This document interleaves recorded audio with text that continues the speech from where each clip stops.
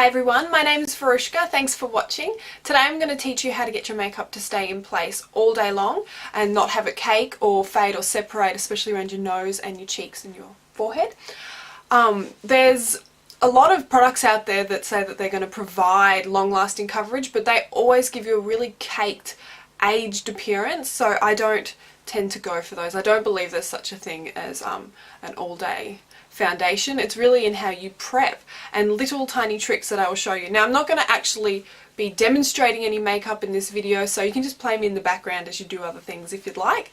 So the first thing that you should really pay attention to is how you prep your skin. After you've washed your face, you should only apply either a moisturizer or a primer. Don't apply both. People always say put your moisturizer on then put your primer on, but they're just trying to sell double the amount of product.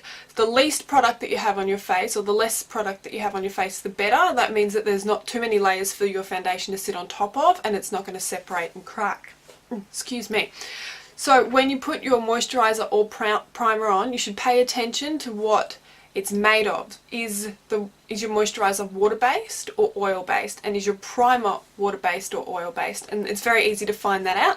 You just look, like I have here, I'm using the Face of Australia Face Base Primer 3-in-1, and it says here under the first ingredient is water, so it's water based, and that's how you know. You just look at the ingredients, and the first ingredient, if it says water, it's water based. Easy.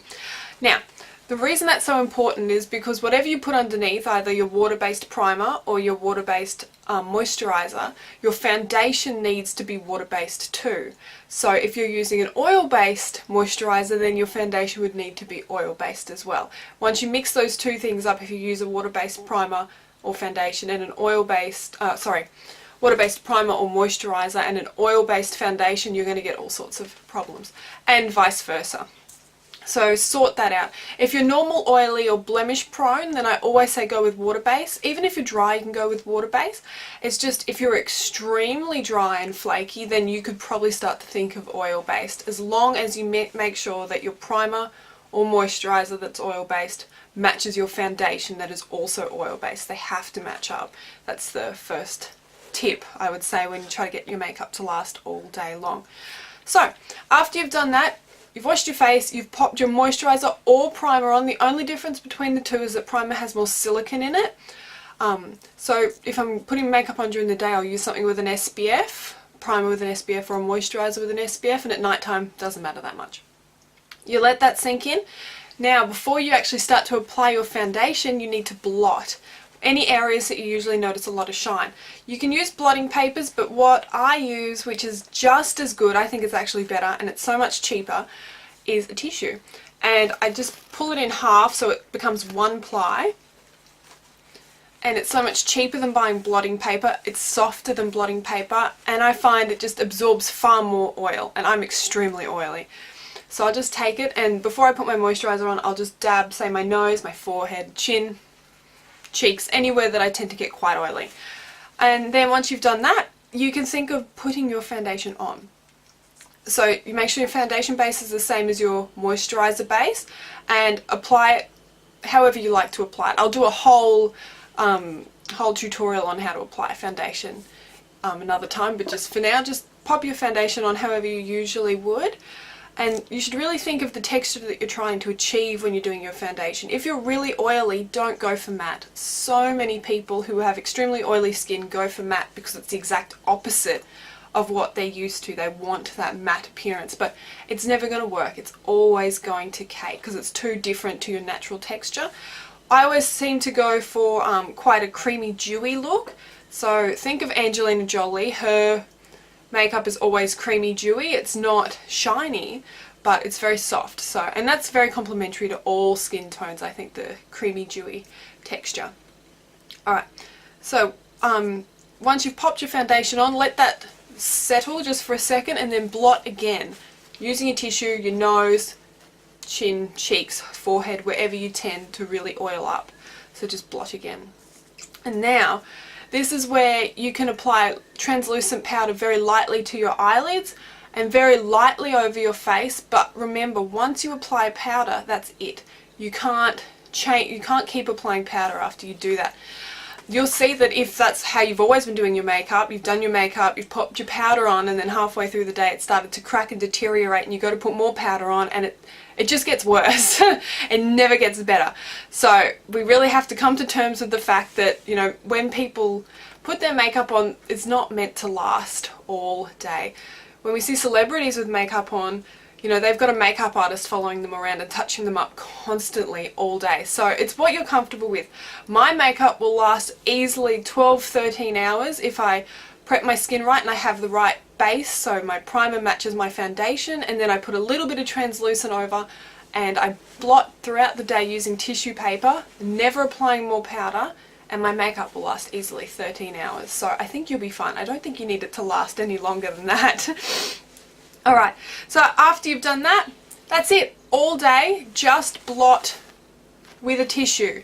Don't go in with more powder, just blot. And if you don't put powder on and you just put the foundation on, sometimes it's just easier to wipe your foundation off quickly and apply it again. It only takes about 3 minutes to put a new foundation on. I would much rather like spend the time touching up and putting new foundation on and looking glowy and youthful than wearing that long wear foundation which makes you look flat and caked and quite aged. No one ever looks at people who wear that foundation and think, you know, yeah, they're making their foundation last all day and they look good. It doesn't. They always have this funny sort of, you know, really caked on effect. It's much better taking the time to touch up. Another alternative is mineral makeup, which lasts a lot longer. I will do a whole tutorial on how to apply mineral makeup because that seems to elude a lot of people. But basically it's like any foundation, but you buff it into the skin with a brush instead of like with your hands or another brush, because it's not liquid, it's powder, and that's the only difference, and it does last a lot longer. A tip with mineral foundation though is put your moisturizer or primer on very sparingly before you use mineral foundation because it will stick like glue to any damp areas. Now I have a few don'ts when it comes to makeup.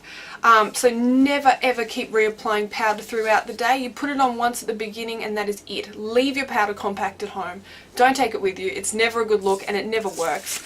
And I think if you're honest with yourself, you know it doesn't work either because you just keep doing it and you keep looking and it's separated around your nose, especially around the nostrils here. Better off just blotting. And also when you powder your face, it doesn't actually make it last that much longer. I think it only makes it last about half an hour to an hour longer. It's not really worth it. Just know how to touch up, and if all else fails, if you are so unbelievably shiny that you can't handle it, think of getting an anti-shine primer. There's a lot of really good ones on the market now. They used to only be available to professional makeup artists, but now you can buy them mainstream. You can look online.